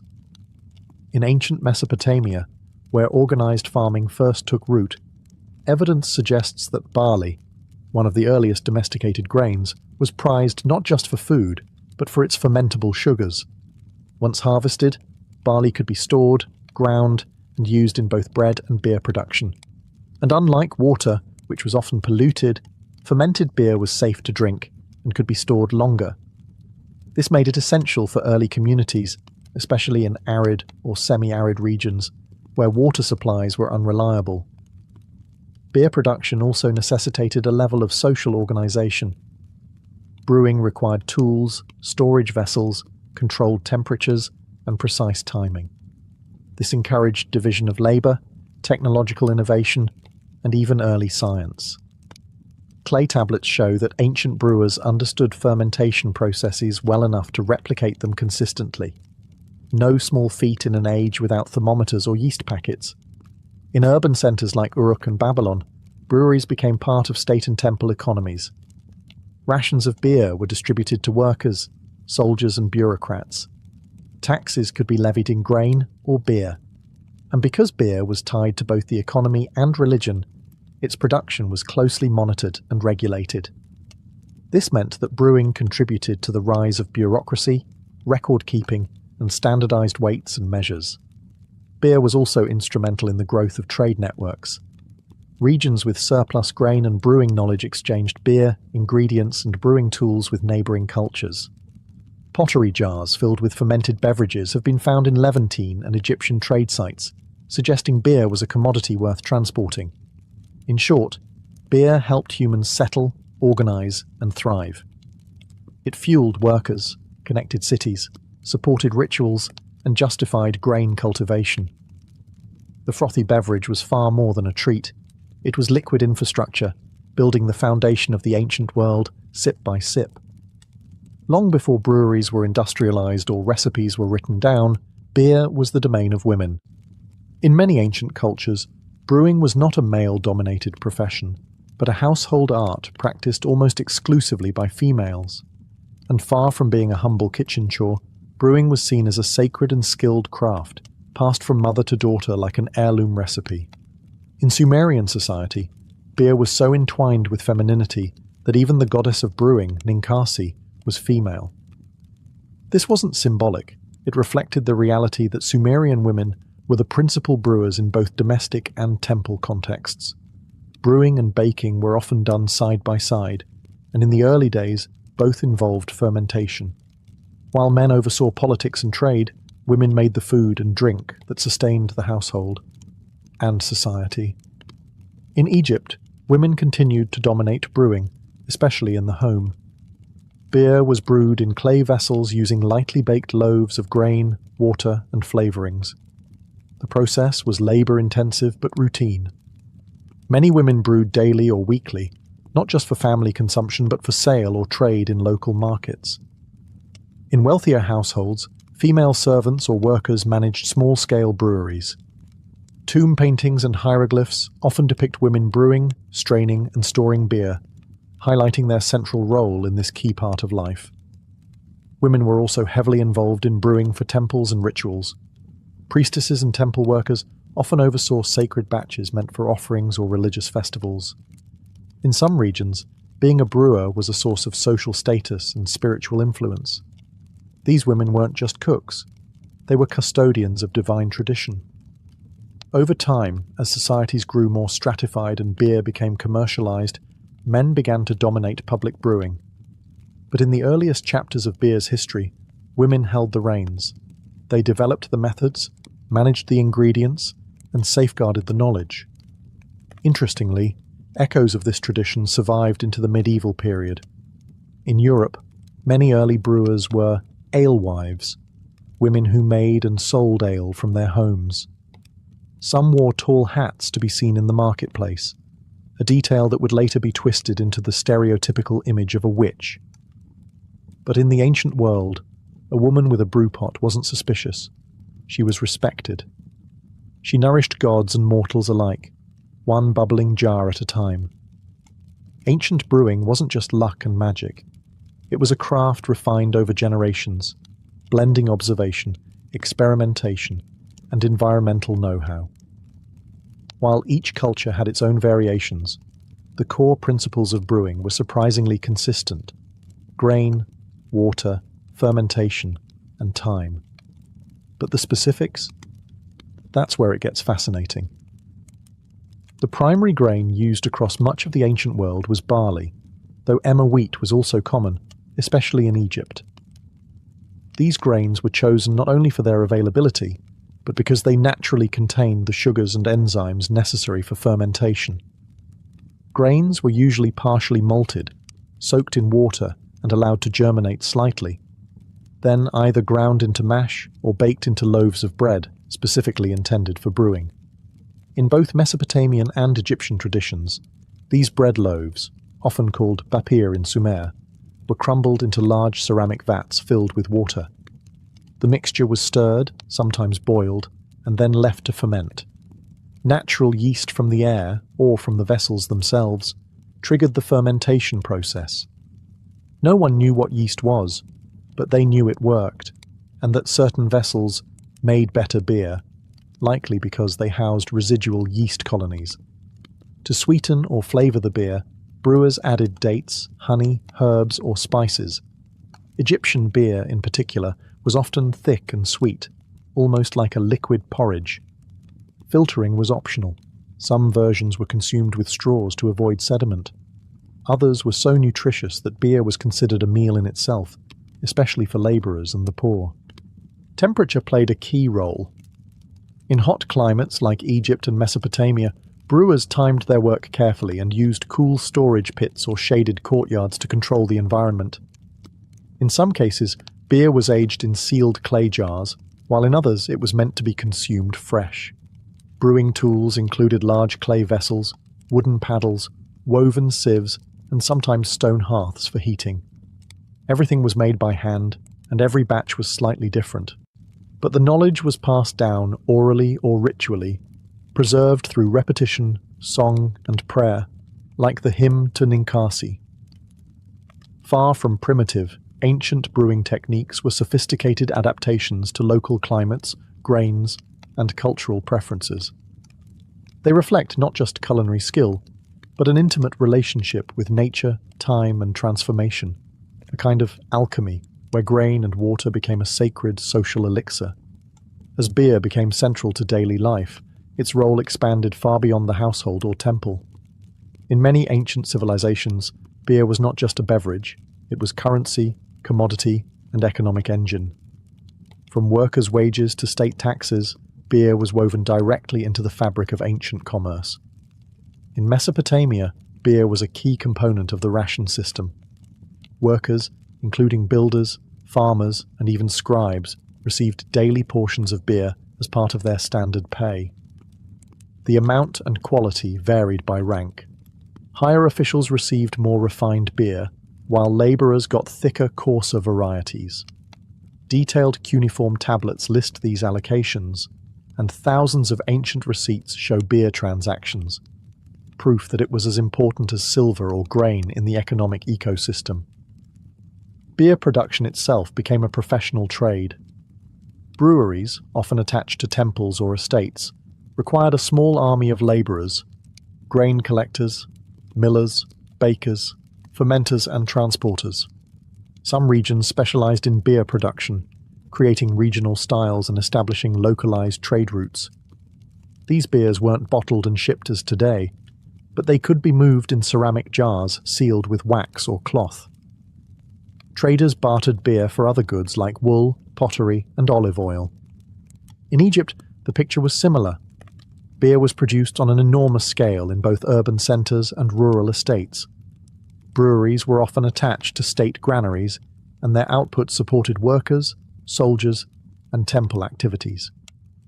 Beer was taxed, tracked, and stockpiled like any strategic resource. In hard times, beer even became a bartering tool in place of scarce currency. Beer also played a role in long-distance trade. Clay vessels with residues of barley-based brews have been found as far apart as the Levant, Cyprus, and Nubia, suggesting that fermented beverages were exchanged alongside luxury items. While wine would eventually dominate elite markets, beer remained the people's drink, embedded in every transaction from village markets to temple distributions. Its portability and perishability made beer a uniquely local economic product, but one with national importance. Its production supported farmers, artisans, merchants, and priests alike. It was both daily sustenance and state infrastructure. In short, ancient beer wasn't just consumed, it was counted, traded, stored, and spent. It helped build pyramids, fund temples, and sustain empires. A mug of beer may have cost a few copper coins, but behind it stood a microcosm of civilization. In the ancient world, beer was the great equalizer. Everyone drank it, but not everyone drank the same kind. Just as with food, clothing, and language, beer reflected and reinforced the rigid social hierarchies of the time. While commoners sipped thick, hearty brews for survival, the elites turned beer into a status symbol, a ritual offering, and sometimes even a political tool. Among the Sumerians and Akkadians, workers were issued daily beer rations. Their brews were dark, unfiltered, and dense, more stew than drink, but incredibly nourishing. These were functional beers, meant to sustain labourers in hot, arid conditions. Yet even here, there was variation. Some tablets mention at least 9 distinct types of beer, ranked by quality and purpose. The better versions were often reserved for scribes, priests, or administrators, showing that beer was already being used to draw class lines. In Egypt, the contrast was even starker. While everyday Egyptians drank a thick beer made from emmer wheat and flavoured with dates, the wealthy enjoyed refined brews, lighter, sweeter, and sometimes filtered. Tomb paintings depict nobles with goblets of golden beer, seated under palm fronds while servants poured from elegant jars. For the upper classes, beer was not just sustenance, it was an aesthetic experience. Pharaohs and their families received beer offerings daily, often alongside wine and bread. These libations weren't mere tradition. They reflected power. Only the rich could afford dedicated brewing staff, access to the finest ingredients, and the leisure to enjoy beer recreationally, rather than depend on it for calories. Beer also served diplomatic and ceremonial functions. During feasts, treaties, or religious festivals, offering beer of high quality signalled wealth and respect. Not offering beer, that could be seen as an insult. Interestingly, the brewing profession itself mirrored this divide.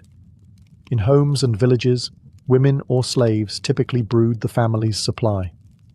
But in temples or elite households, professional brewers, sometimes trained and salaried, handled production. The beer that flowed from temple vats was better regulated, better taxed, and more politically significant. So while beer was universal, its taste, texture, and meaning varied wildly depending on who you were. For some, it was daily fuel. For others, it was an expression of divinity, wealth, and refinement. In every jar, ancient beer carried not just flavour, but a quiet signature of social status, foaming at the rim. Though thousands of years have passed since Sumerian priestesses chanted to Ninkasi or Egyptian workers sipped beer beneath pyramid shadows, the legacy of ancient brewing still lives on, in our recipes, rituals, economies, and cultural memory. Beer, perhaps more than any other beverage, connects us to the earliest expressions of civilization. Modern brewing owes a great debt to the ancient world. Many techniques we take for granted today, malting grain, fermenting with wild yeast, flavouring with herbs or fruit, were pioneered by brewers with no microscopes or thermometers. Instead, they relied on intuition, tradition, and trial and error, guided by oral wisdom and spiritual reverence. These methods formed the foundation of what would eventually become scientific brewing in later eras. The ancient attitude toward beer also lingers in cultural traditions. In places like Ethiopia, Peru, and rural Eastern Europe, communities still brew beer in ceramic vessels, often using age-old recipes passed down through families, echoes of Sumerian and Egyptian kitchens. In these places, brewing is not just a hobby or business. It's a ritual of community, just as it was 5,000 years ago. The symbolic power of beer has also endured. Festivals, holidays, and social gatherings around the world still feature beer as a central offering, a drink of celebration, bonding, and identity.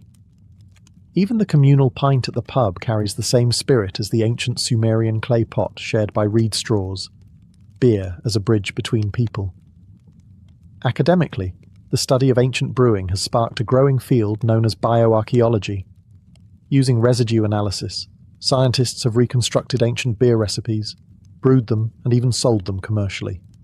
Experimental archaeology projects have successfully brewed beer from ancient Egyptian tomb recipes, offering modern people a literal taste of history. Perhaps most importantly, ancient beer reminds us that civilization wasn't just built on conquest, stone, or steel. It was also built in kitchens and breweries by ordinary people who turned grain and water into sustenance, economy, and culture. It was made by women, consumed by workers, and offered to gods. So the next time you raise a glass, remember, you're not just drinking a beverage, you're participating in one of humanity's oldest and most universal rituals, a legacy brewed over millennia and still fermenting in every corner of the world.